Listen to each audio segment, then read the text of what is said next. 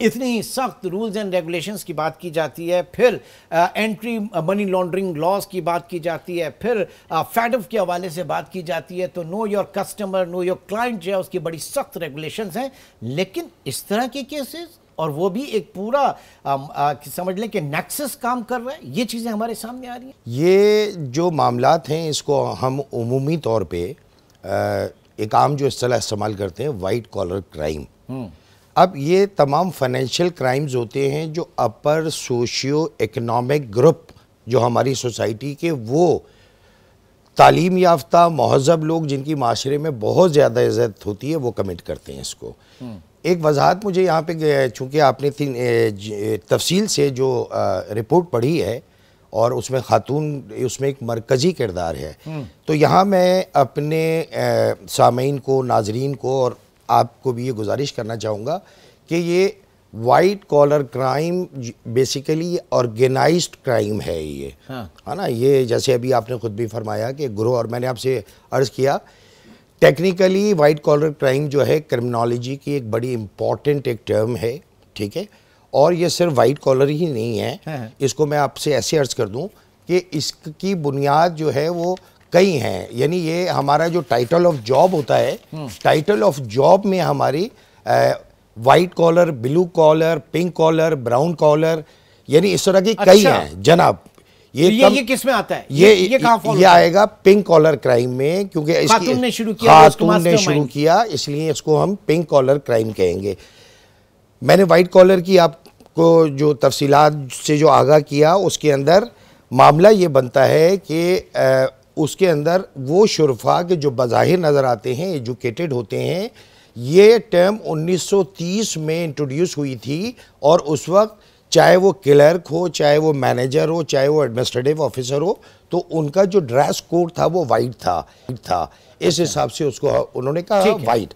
Blue collar crime جو ہے یہ لیبر کلاس کے لیے ہے، ورکرز کے لیے ہے. ان یعنی ان کی جو وردی کا کلر جو تھا وہ ڈارک بلو کر دیا گیا کہ تاکہ جو اس کے اوپر کوئی گندگی نہ لگے. اور یہ جو جینز ہم پہنتے ہیں یہ بھی بلو کالر سے ریلیٹڈ ہے. کیونکہ اچھا اب آپ آ جائیں پنک کے اوپر. سیکنڈ ورلڈ وار 1940 میں اس کو انٹروڈیوس کروایا گیا پنک کالر کو. پنک کالر کیا تھا کہ وار میں مردوں کے علاوہ خواتین کو بھی کئی کام تفویض کیے گئے کیونکہ مردوں کی تعداد ہو گئی تھی کم. اب کیا ہوا کہ گریجولی جب سروس انڈسٹری نے انہینس کیا تو ان کو پنک ورکرز کہا جانے لگا. ٹھیک ہے جاوید صاحب، یہ تو ایک پوری اس کی ہسٹری ہوگی کلر کے حساب سے. میں یہ جاننا چاہ رہا ہوں کہ یہاں پر دو چیزیں بڑی امپورٹنٹ ہیں.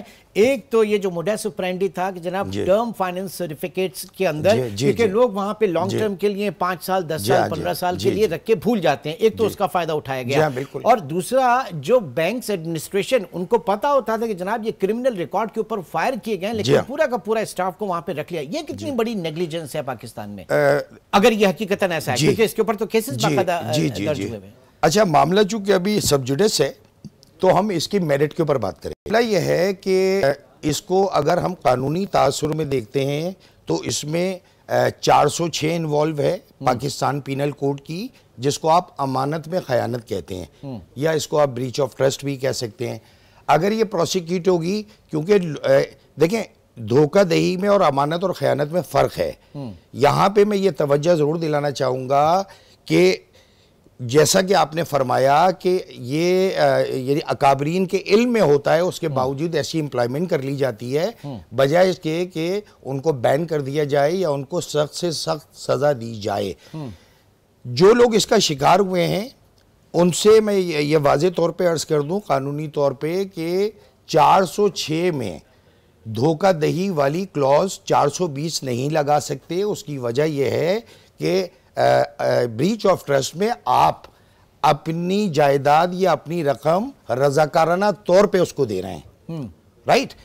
اور اگر آپ اس کے سیکنڈ سینیریو میں آتے ہیں تو پیکا کی سیکشن 12 جو ہے الیکٹرانک کرائم کے زمرے میں آئے گی. ڈیفینیٹلی آج کل چیزیں مینول نہیں ہیں.